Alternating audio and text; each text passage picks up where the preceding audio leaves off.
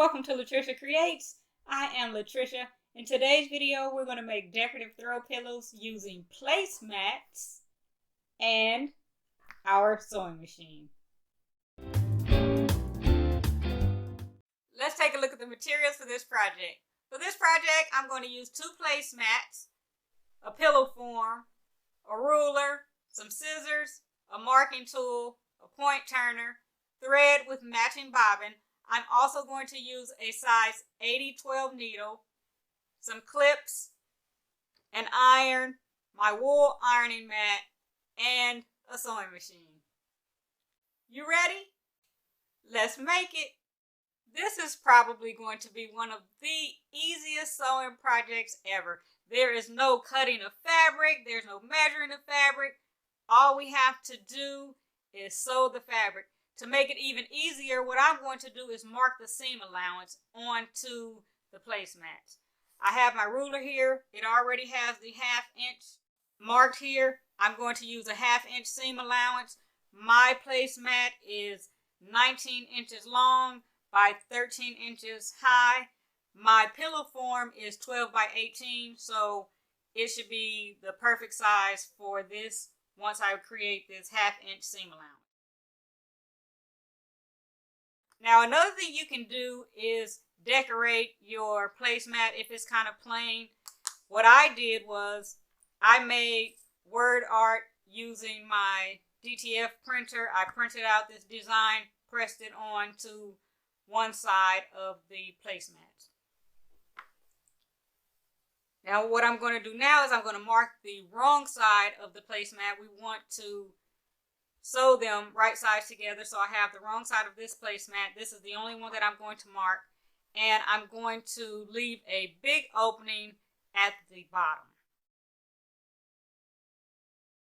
Again, I'm going to use a 1/2 inch seam allowance. This placemat is not all that straight. It's a little wonky, so I'm just going to do my best to mark the 1/2 inch seam allowance. This side is going to serve as the bottom. I'm going to leave a pretty big opening for the pillow form.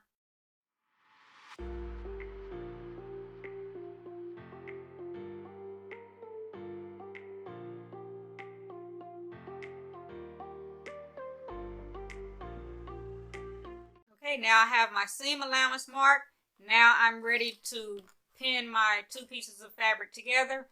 I'm going to make sure the opening is at the bottom. I'm going to match these up as best as I can. I'm going to clip all around both of the placemats.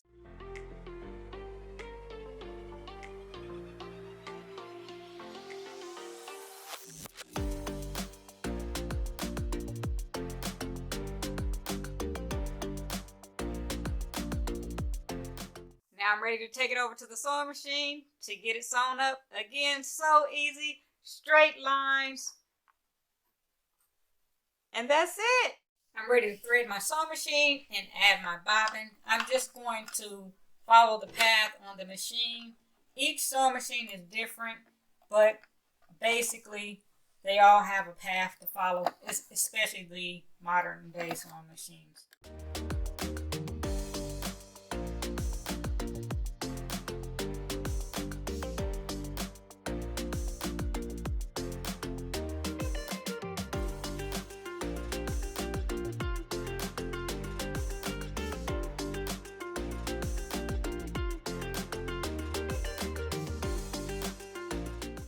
And insert my bobbin. My bobbin inserts in the shape of a P.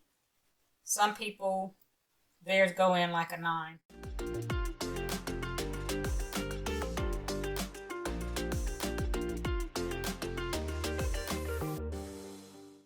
Follow the path. Now it's all ready. Let me turn it on.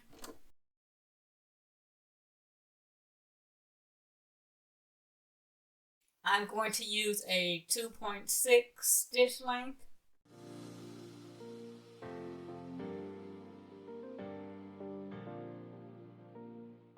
All I'm going to do is follow the line that I drew all the way around.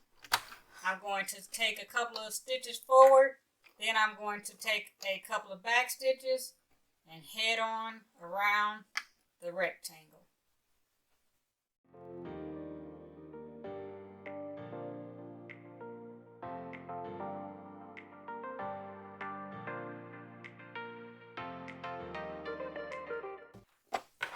Now I'm going to pivot. I'm going to lift the foot, turn the fabric, lower the foot, and keep on going.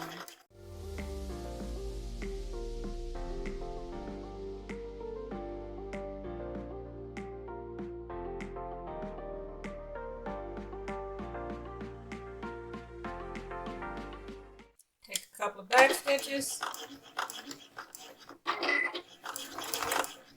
And we're done. Now we're going to head back to the cutting table.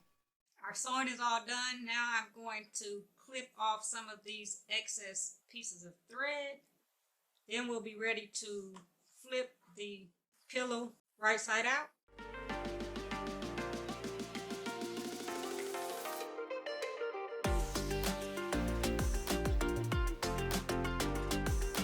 We have two options here. As you see here, there are no raw edges. We can flip it right side out just like this, but we're going to have a little bit of bulk. Or we can trim down the seam allowance. If we trim down the seam allowance, then we'll have raw edges. For me, it doesn't matter if they are raw edges because I'm sewing up I'm closing up the entire pillow. If there was a zipper and I was going to be washing this as a pillow cover, that would be something different, but I'm not going to be doing that. So I'm going to cut off some of this seam allowance. But I'm going to go ahead and flip it without doing that just to show you what it's going to look like.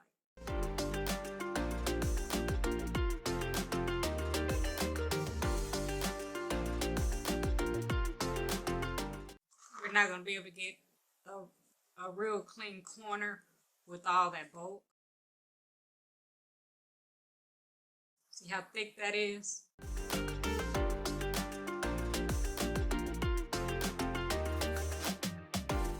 I think with a bit of fiddling, I could probably get it out some more to make it a little better looking.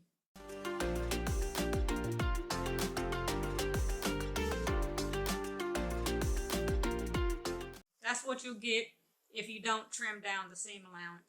But I'm going to trim down the seam allowance. I think what I'm going to do is grab my pinking shears.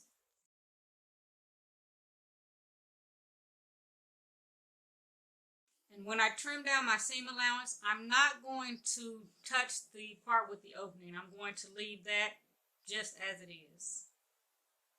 Let me grab my pinking shears. This is pretty thick because it's actually 4 layers of fabric. So I'm going to clip these corners down. I'm going to clip pretty close to the edge without clipping into the stitches.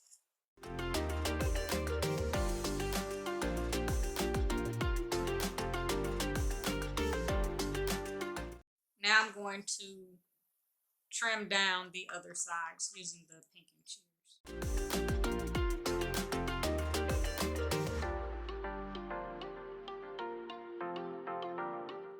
I'm going to finish trimming this off camera, then I'll be right back. I have all of the ends trimmed up.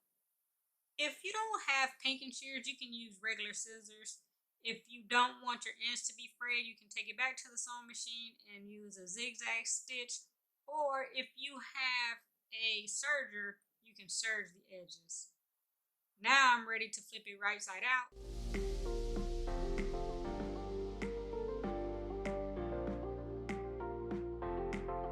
I'm going to grab my point turner, poke those edges out really nice.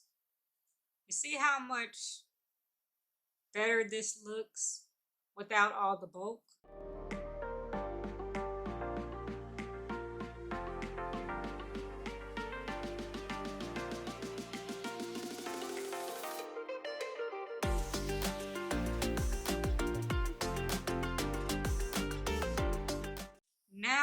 want to do is I want to fold in this seam, press it down really nice.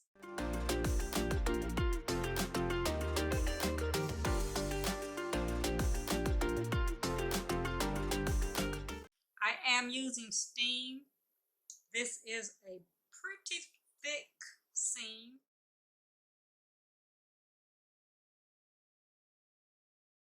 I'm going to flip it over, press this side as well.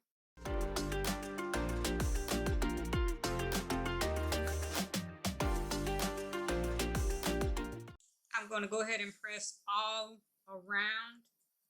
Try to roll these seams out some.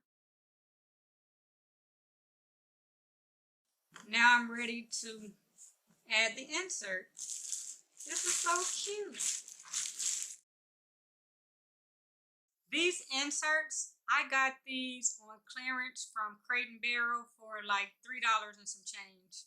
I can't remember the exact price, but I'll be sure to put a link in the description. Hopefully they still have them.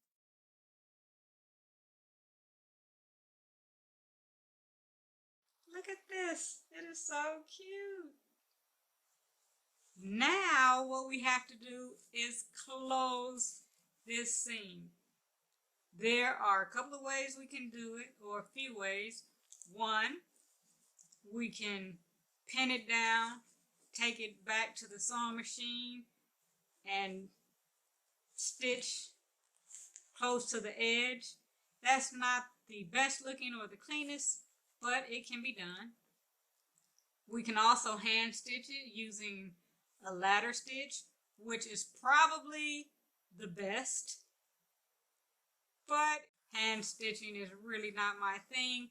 Another alternative is to glue it using fabric glue, or we can use some double-sided permanent adhesive tape and close it up that way. I think I am going to use the permanent tape to close it down that way. Again, this is pretty thick, so I'm going to have to see how that works. I decided that I'm going to use this double-sided tape. This is actually Heat & Bond Ultra. I'm going to go ahead and use this. I'm going to turn the steam off of the iron and iron this on to one side.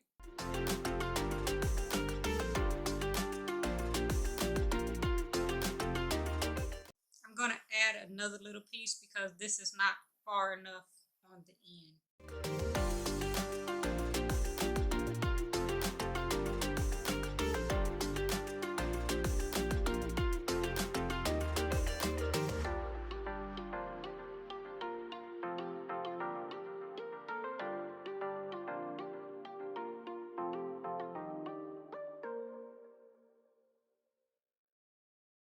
Here we have it, the finished edge.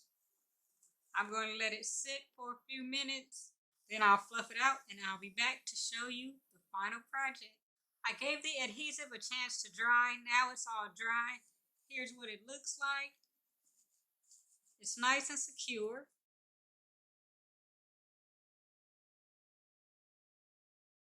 Now we just need to fluff the pillow.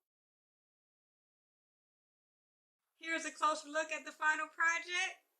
Doesn't it look so cute? I'm really excited and impressed by this pillow. I hope you are able to make one as well. And I hope you got something out of this video. If you did, please give it a thumbs up and subscribe to the channel if you haven't already. Thank you so much for watching. Until next time, keep creating.